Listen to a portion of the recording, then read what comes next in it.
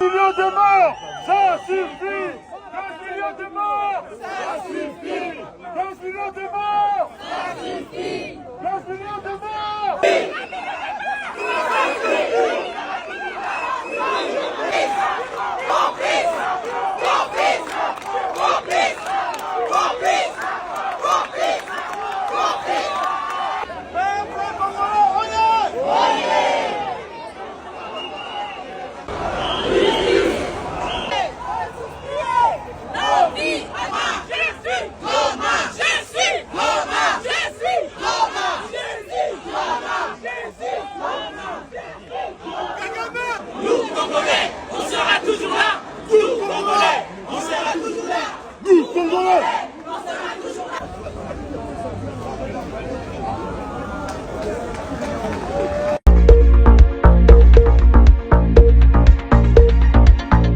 Mokonzi ya mboka Félix Antoine Tshisekedi Tshilombo akoyeba bongo na korépondre na rendez-vous oyo baproposé ye epai ya président Joao Lorenzo ya mboka ya Angola. Bokutani oyo ezali pona mayematali situation sécuritaire ya partie est ya République démocratique du Congo oyo ezali agressé epai ya mboka Rwanda via barebele M23. Esengeli koyeba ete rencontre oyo eza bongo séparé bakoyeba na kokutana te na président ya Rwanda. Yango ekosalema na date ya le 27 février 2024 na kati ya ville ya Luanda na mboka ya Angola. Président Joao Lorenzo ye azali bongo champion ya Union africaine na matière ya kimia. Azalaki bongo désigné epai ya Union africaine ya kozala médiateur ya crise injuste oyo ezali imposé epai ya bavoisin ya République démocratique du Congo Rwanda baye bazali koluka s'approprier na nkita oyo nzambe apesa mabele ya République démocratique du Congo. Kasi projet na bango ezali nango fona fin po mokonzi ya mboka atelemi ngwi pe azali décisif akosede eteni moko te ya République démocratique du Congo ekende na mboka bapaya. Biso magazine bayimboka tozali toujours sima mokonzi ya mboka na initiative ya kitoko pe na vision ya kitoko oyo azalaka nango na susi oyo azalaka na yango po na peuple congolais. Azali kobunda po na souveraineté nationale pe intégrité territoriale ya mabele ya République démocratique du Congo. Bayimboka tosembola.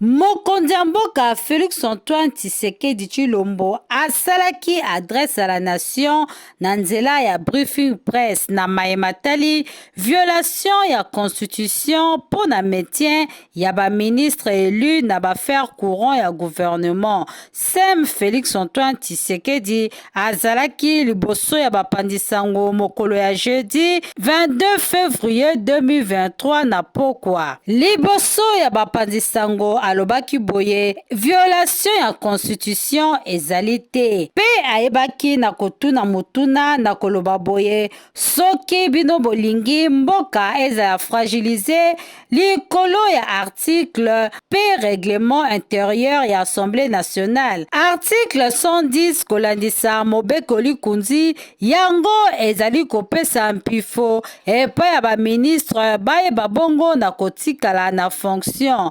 Qui justifie le fait que je ne veux pas de négociation avec cette coquille vide qu'on appelle le M23. Et d'ailleurs, j'en veux pour preuve le cas de l'Angola.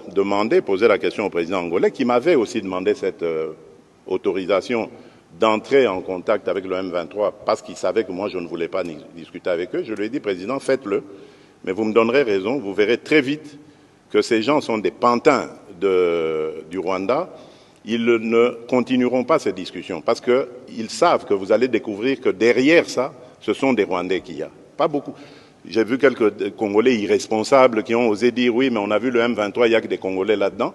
Tant pis pour eux, l'histoire les jugera un jour, mais je peux vous certifier que le M23 n'est pas congolais. Mais voilà pourquoi d'ailleurs, ils refusent d'aller en cantonnement. Parce qu'ils savent que quand ils seront cantonnés, nous allons demander l'identification de tous ces gens. Tout à fait.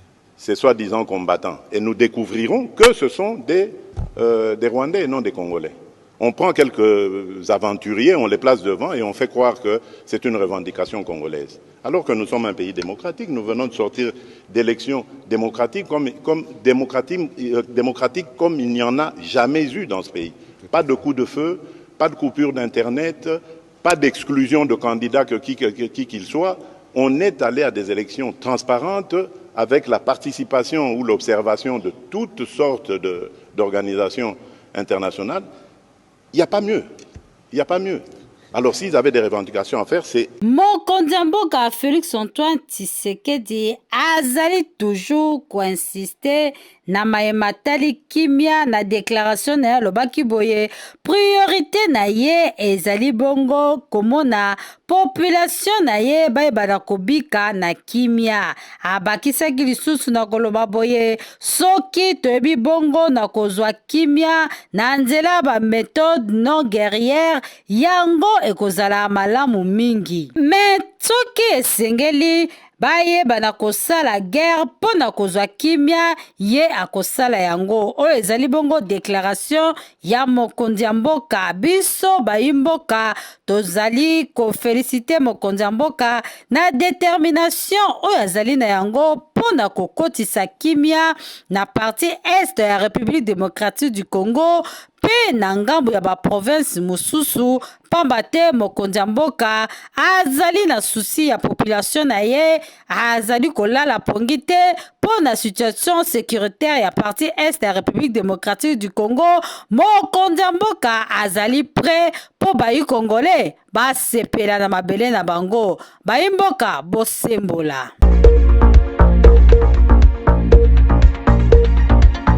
Mokolo ya jeudi 22 février 2024, gouverneur ya ville province ya Kinshasa, Jean-Tini Ngobila-Mbaka, ye azalaki na interrogatoire yango ezalaki pendant 4 heures na office ya procureur général près ya cour de cassation. Motif ya interpellation oyo ezalaki signifie te epai ya bapanzi sango. Kasi na ngambo ya bamilitant ya parti ya ACP, bango bayebaki na koafirme na koloba boye ezalaki bongo na cadre ya enquête pour la fraude électorale oyo eza présumé na l'élection ya le 20 décembre 2023. Na sima ya interrogatoire ya numéro 1 ya ville province ya Kinshasa, mwana mboka Jean-Tini Ngobila-Mbaka ye ayebaki na kozonga na ndako na ye libre. Bongo ayebaki na kosala déclaration moko te liboso bapanzi sango. Jusqu'à présent, motif ya interpellation oyo ezali toujours signalé te. Mboka bosembola.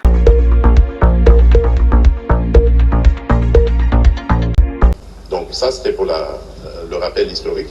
Et donc depuis lors, le Rwanda qui niait à ce moment-là l'évidence, parce qu'à plusieurs reprises j'avais demandé au président Kagame de reconnaître si c'était vraiment lui qui était à la base de cette agression, il l'a nié, jusqu'au moment où on a commencé à faire des prisonniers rwandais, à trouver des preuves de l'implication du Rwanda et à avoir la preuve la plus officielle par les experts des Nations Unies qui établissaient aussi la présence de l'armée rwandaise sur notre sol. Et là, ils ont changé de narratif, ils ont commencé à nous accuser de soutenir les FDLR.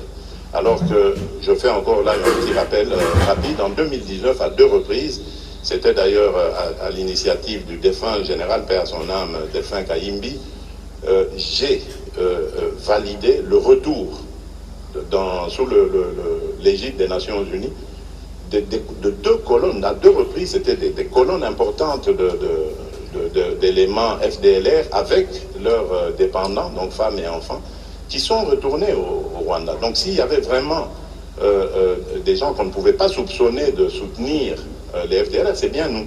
Parce qu'on a fait cet exercice-là. Et donc, je referme la parenthèse, mais malgré ça, le Rwanda a continué à réveiller ce M23, je dirais même pas réveiller, c'est caché derrière le M23. Et c'est ça la raison pour laquelle je ne discute pas avec le M23.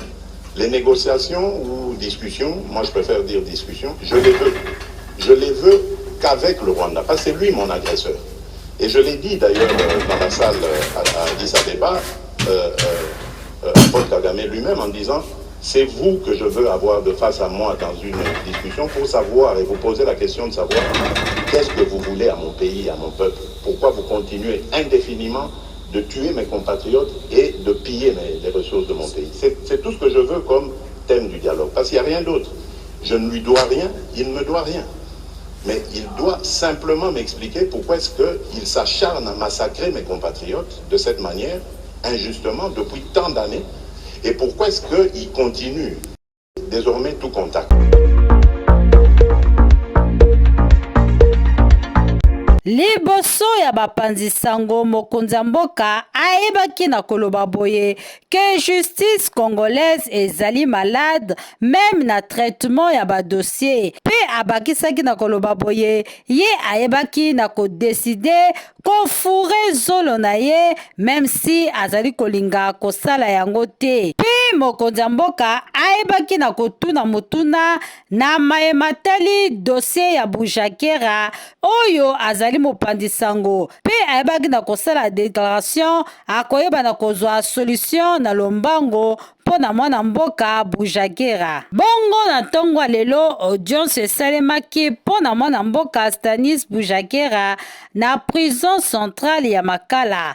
Na nouvelle déclaration ya ba ONG pe société civile bango basali bongo appel na libération ya journaliste oyo bayebaki lisusu na kosouligner na koloba boye ke kotrake ba citoyen innocent oyo pe ko condamner bango ezali malamu mingi te. Ezali bongo déclaration ya mwana mboka Jean-Claude Katende. Ye azali ko qualifier procès ya mwana mboka Bujakera ezali eloko moko politique pe azali ko déplorer manque ya ba éléments sérieux oyo ezali ko justifier détention ya mopanzi sango oyo. Bongo azali ko souligner na koloba boye ke ba accusation oyo yango ezali ko reposer na ba fait oyo ezali non prouvé pe dossier oyo ezali na manque ya substance. Esengeli boyeba ete Stanis Bujakera ye akangamaka na date le 8 septembre 2023 na aéroport international ya Njili awa na ville ya Kinshasa. Yango ezalaki na nzela na ye ya mobembo. Azalaka nanu placé na garde à vue na sima na yango bayebaki na kotransfere ye na date le 14 septembre 2023 nde bayebaki na kotransfere ye na prison centrale ya Makala. Ye azalaki inculpé na propagation ya ba faux bruit ya faux écriture ya falsification ya baso ya l'État pe na transmission ya ba message erroné oyo ezali contraire ya mibeko likondi. Ba accusation oyo ezalaka tango nyonso rejeté epai ya ba avocat ya Stanis. Baimboka bosembola dossier oyo ezali à suivre.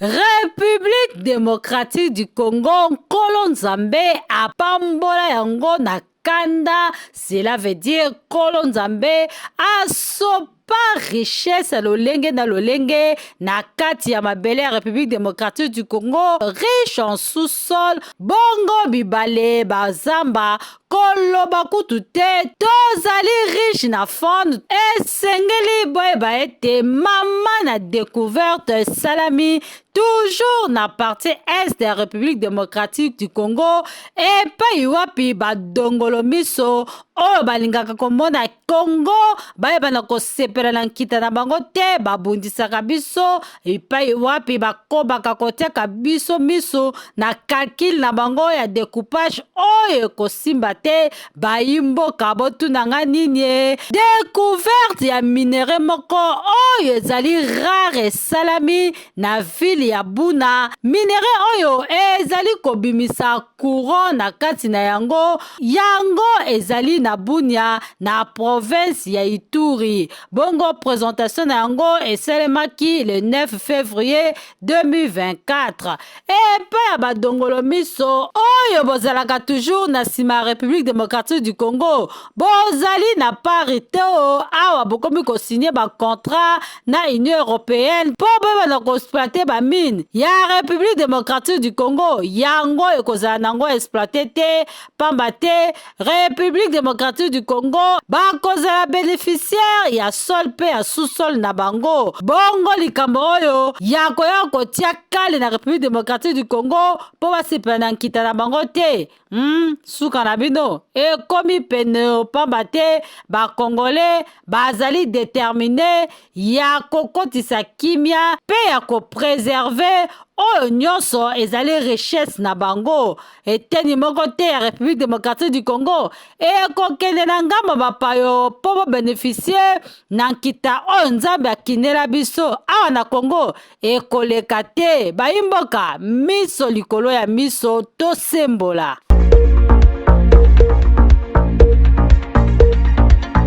Gouvernement congolais bazali ko dénoncer protocole d'attente ya chaîne de valeur durable pour na matière première critique stratégique entre Union européenne na République ya Rwanda. Esengeli boye baete sous-sol rwandais bazali ko regorger ba minéraux te oyo ezali recherché na mokili mobimba ndakisa coltan, cobalt, lithium pe nobium. Bongo na ngambu ya gouvernement congolais bazali ko considérer signature oyo ya protocole en cause intervenue na sima ya déclaration oyo esalemaki na Kigali ya chef de l'État ya mboka Pologne baye bazali ba membre ya Union européenne. Bango bayebaki na koloba boye ke bazali prêt ya ko fournir ba armes na mboka Rwanda na tango bazui attaque extérieure. Na ngambu ya gouvernement congolais bamoni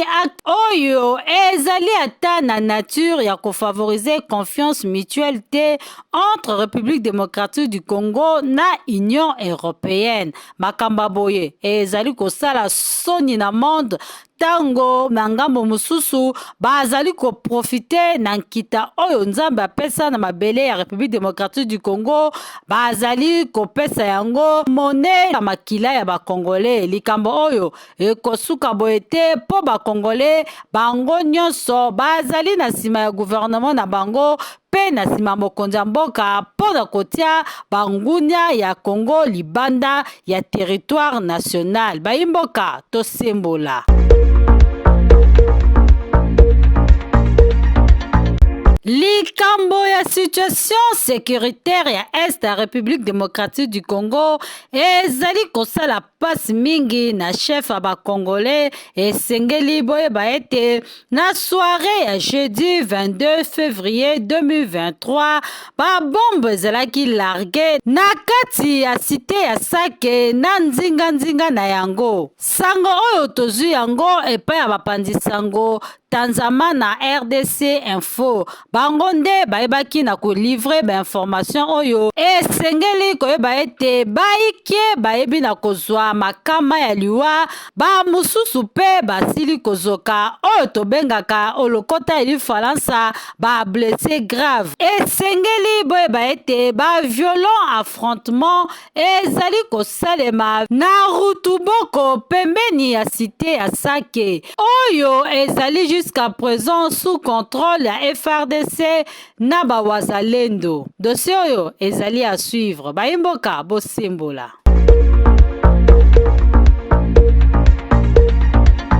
Likambo ya protocole d'accord oyo ezalaki signé na date le 19 février entre Union européenne na mboka Rwanda pour favoriser développement ya chaîne de valeur durable pe résiliente pour na ba matière première oyo tobengaka ba minerais de conflit ou de sang yango ezali kosese te kosuscite ba réaction na ngambu ya environnement socio-politique congolais Pona Denis Mukwege, ex-candidat président na élection ya 2023, ye azali ko dénoncer na tour na ye alobi boye ke Union européenne na Rwanda bazali ko sala oyo tobengaka olokota ya lifalansa paroxysme de cynisme géostratégique. Dossier oyo ezali à suivre.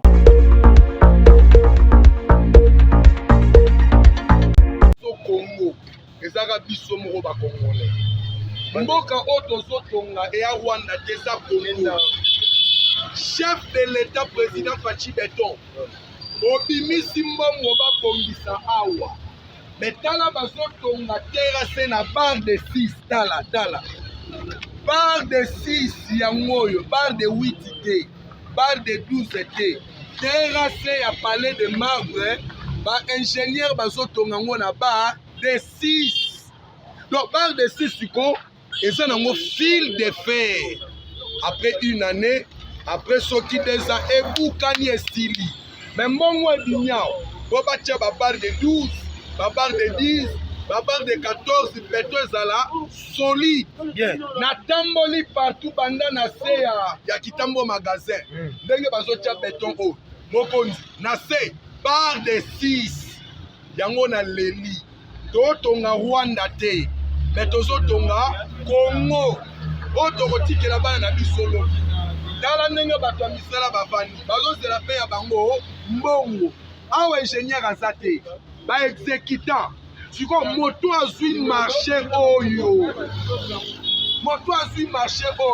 atielaka biso babar de 6 papa Tchanga yo zwi marché otielaka biso bar de 6 na terrasse bakonzi botala likambo président Fachi Beton ministre ya infrastructure gouverneur ya ville bomona yango premier ministre bomona yango parlement bomona yango bazotongela biso terrasse na bar de 6 Congo otokotikela bana na biso lobi.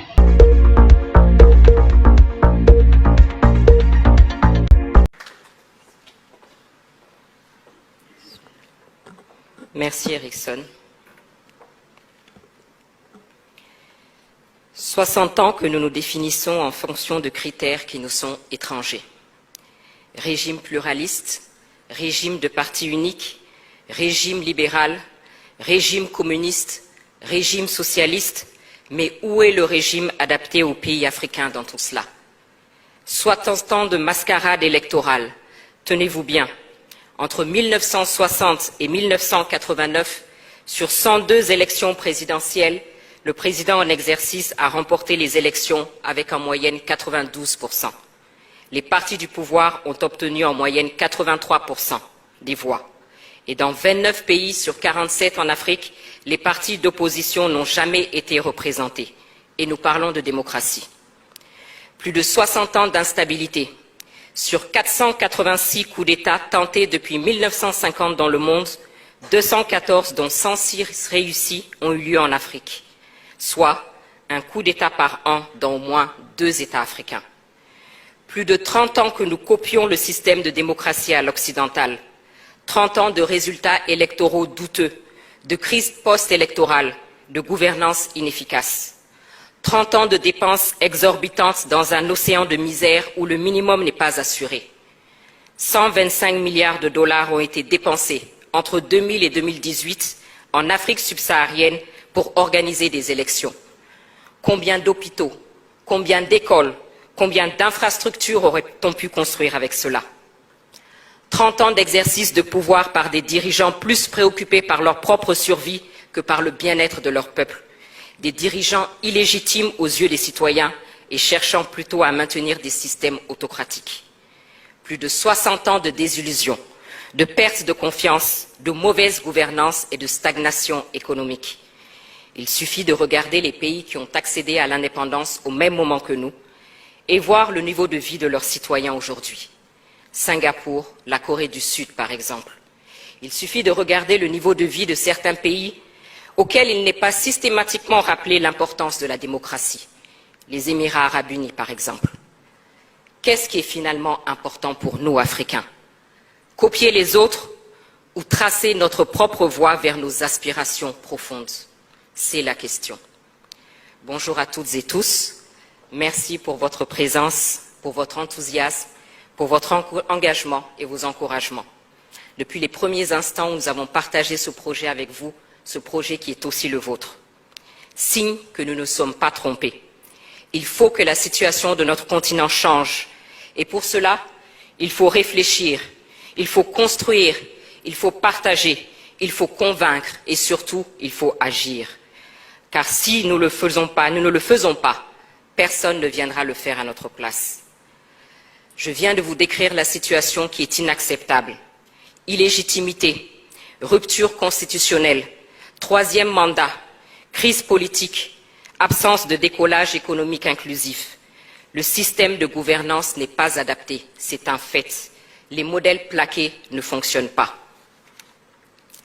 Si le but est la gestion vertueuse de la cité par des dirigeants légitimes vers le progrès inclusif, alors il faut accepter, comme le disait Amadou Hampâté-Bâ, que les hommes peuvent atteindre un but commun sans emprunter les mêmes voies. Il est temps de changer, de nous réinterroger et d'élaborer notre propre réponse, celles qui nous sont adaptées. Surtout que nous avons un riche passé, ne serait-ce que l'organisation de nos empires et royaumes. Et n'oublions pas de rappeler à ceux qui sont prompts à la dénonciation à géométrie variable de la question des droits de l'homme que nous, Africains, avons été les premiers à proclamer les droits de l'homme et du citoyen dans la charte du Mandé de 1236.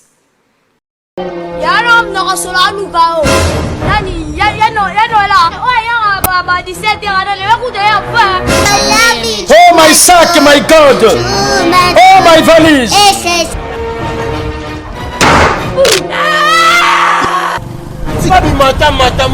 Mata. Au moins l'église, on te kenda. Pasteur kuko ba losambe la nguye une église ba toazo koye. Mais cameraman apoye ka.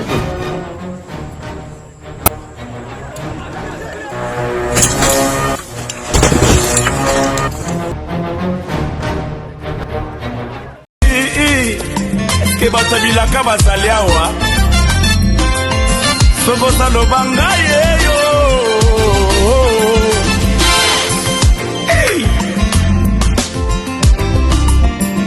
kolanda te ndenge nakoti na Ejipito nakobima wana bokonzi nanga.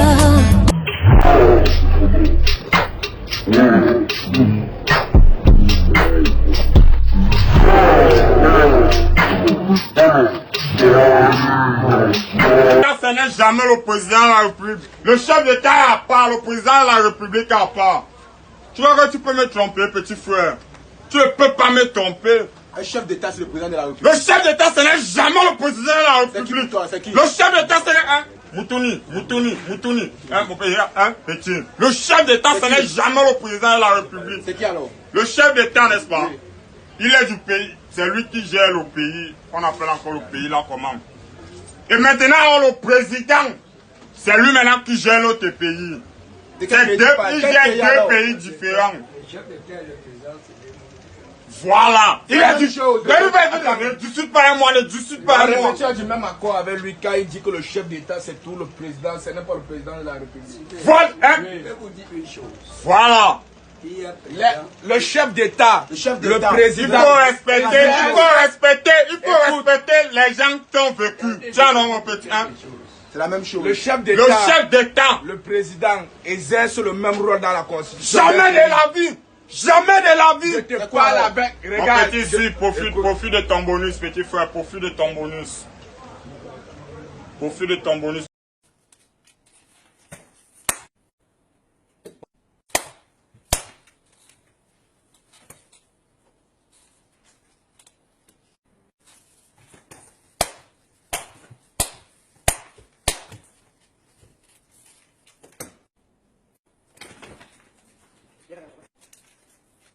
Aïda, ça va? Ça va bien.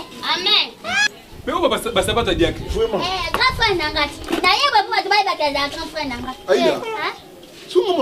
Non, là, t'as dit. So, là, tu vois, tu as combien bilamba? Bon, moi, je suis là, tu combien? Tu as une église qui Bon, ça va bien, Emi. Tokomi. Sœur Aïda. comme ça, toi, ça. Alungwa kuna. Katanga maluba bole ko muna chile. C'est. Oui, pour un nico. Oyambe, ozwa nani? Ouais, Fifi. Le lobo est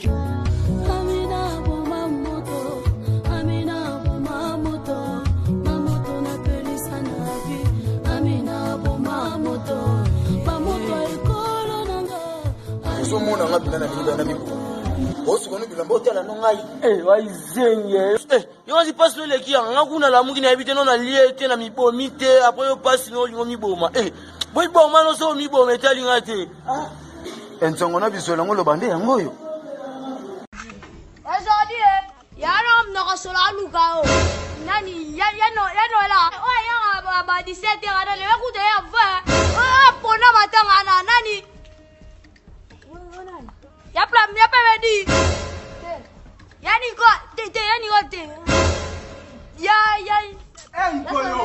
Oh, buka lelo lamba lelo na. Moyo. No. Si ko yupo sandumba. Yo nendumba.